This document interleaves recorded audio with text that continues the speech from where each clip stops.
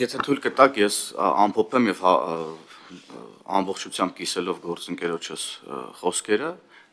կան պաշտոնական ստորագրված փաստաթղթեր, որտեղ կան հստակ նշված անուններ,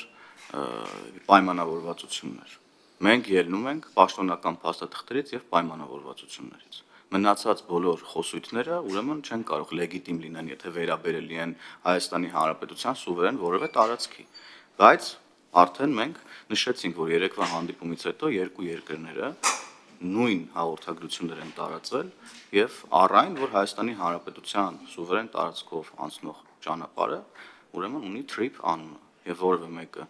ձեր կողմից հիշատակված անուններով չի խոսում Հայաստանի Հանրապետության տարածքով անցնող ճանապարհի վերաբերյալ եւ չի կարող խոսել։ Հայաստանի Հանրապետությունն է որոշում իր սուվերեն տարածքում գտնվող տեղանունները, Ադրբեջանն էլ որոշում է իր սուվերեն տարածքում գտնվող ճանապարհների, քաղաքների, գյուղերի տեղանունները։